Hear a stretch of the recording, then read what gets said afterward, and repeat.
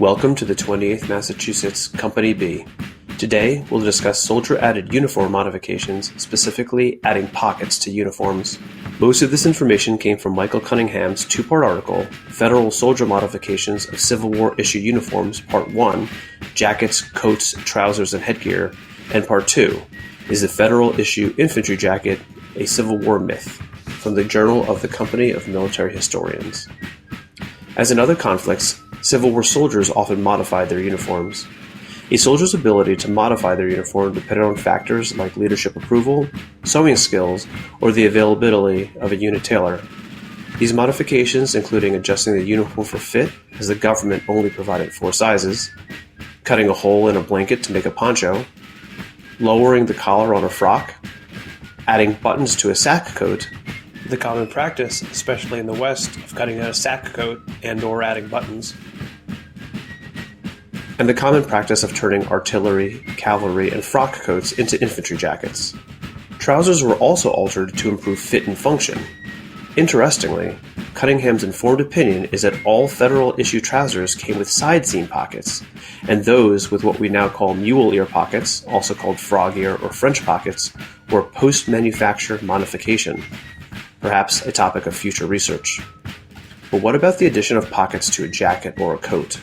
We searched through hundreds of pictures from the Research Arsenal, the Library of Congress, the Center for Civil War Photography, and even Gary Edelman's Facebook page, covering all theaters, all branches, and ranging from 1861 through 1865. The study was focused fully on the enlisted soldier, since we assumed any non-regulation officer uniform with external pockets would likely have been private purchase and not soldier modified, but there would be no way to verify. We found a handful of pictures showing enlisted soldiers with added external pockets to their uniforms, so we know this was a common enough practice. However, it's impossible to determine if the soldier did it themselves. The more interesting point is that the pictures of altered uniforms only appeared in a studio setting. We couldn't find a single picture depicting a soldier in the field outwardly displaying a sack or frock coat with an external pocket. One surviving example of a frock coat does have added internal pockets, which may not be readily seen in photographs. So while there is no surviving examples and limited photographic evidence supporting the widespread modification of sack or frock coats with external pockets, 5 surviving examples of issue overcoats do show the addition of pockets. So what does this tell us? First, based on peer-reviewed photographs, studies, and surviving examples, the most common modification soldiers did to their uniforms was altering an existing jacket into what we'll call the infantry jacket. Other common variations, which would not be readily seen in photographs, would be altering the size for functionality or comfort. Lastly, the addition of external pockets to the ubiquitous sack coat did not seem to be normal, usual, or general.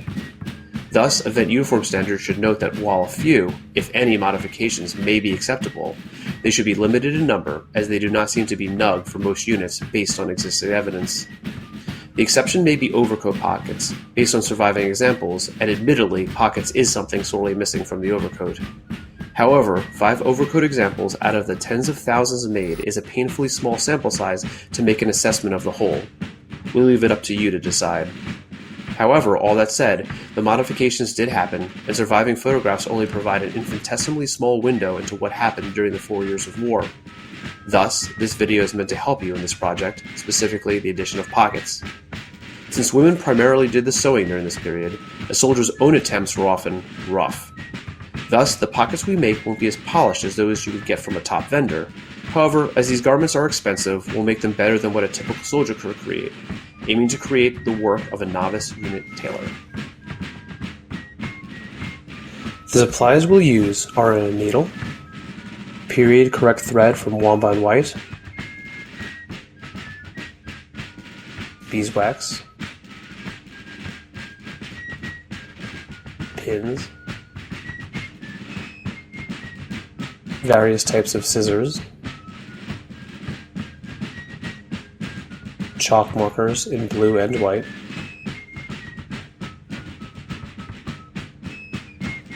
a sewing gauge,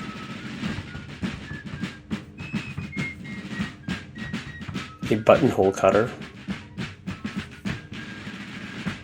and tart blue fatigue-less flannel and gray sumac flannel. The fabric and thread of an added pocket would likely not match the uniform, the soldier using whatever was on hand. The simplest form of field-modified pockets is simply sewing a pouch to the outside. Historically, these would not have looked professionally made. First, we measure the size. In this case, we use our hand. The mark line nor the cut need to be perfectly straight. Now, fold over all four sides and press. This will straighten out the edges and give a more finished look. Now we'll place the blank on a sack coat. This is the Wamba White sack coat kit with a tart lining. Now, pin three sides, leaving the top open. Take your beeswax and wax your thread. Remember, our impression is a soldier who did this themselves in the field. We are often spoiled by the quality of product we receive from the vendors. This is meant to look rough. You can use any stitch you want, but we'll show you three. For a more polished impression, you can use a lazy backstitch. If you want a rougher look, use a lazy running stitch. Or you can use a very sloppy whip stitch. And there's the finished pocket, ready for your period-correct Casey's manual from the Sullivan Press. If you're looking to be a bit fancier, we'll make what we call an inside modified pocket. This is based on directions from Wamba and White. The first step is to figure out where you want it, and if you want it to be angled. Measure out and mark your cut line with a straight edge.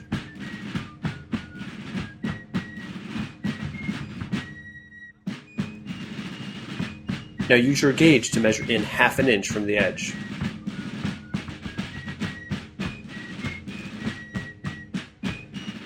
And use your buttonhole cutter to cut through the fabric. The following is very important. Do not cut the length of your mark. Leave 1/2 inch or so on each side of your line.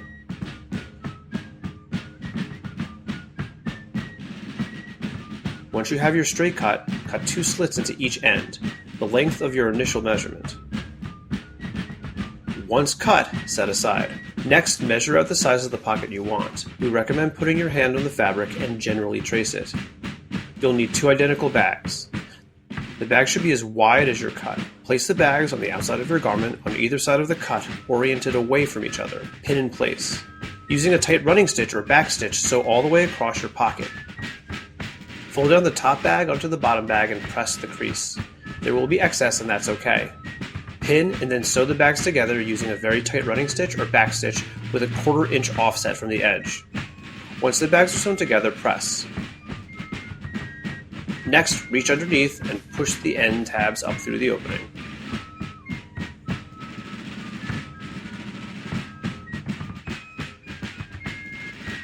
From underneath, put your hand in the pocket bag, grab and pull through the opening, press the seams.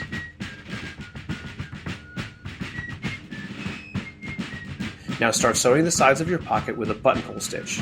I always double up my thread when doing buttonholes. Flip the triangles under themselves and continue sewing up the sides using the buttonhole stitch.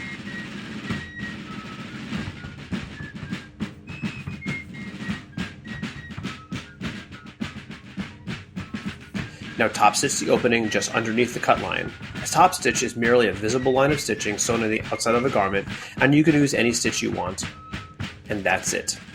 Thank you for watching this short tutorial on soldier added pockets. If you are looking for a Union unit in the Northern Virginia area, check out the 28th Massachusetts Company B. We'd like to thank Kyle Windle for his assistance on making this video. K. Windle & Co. is a 28th Massachusetts recommended sutler, and we highly recommend his products. Fa-a-bala.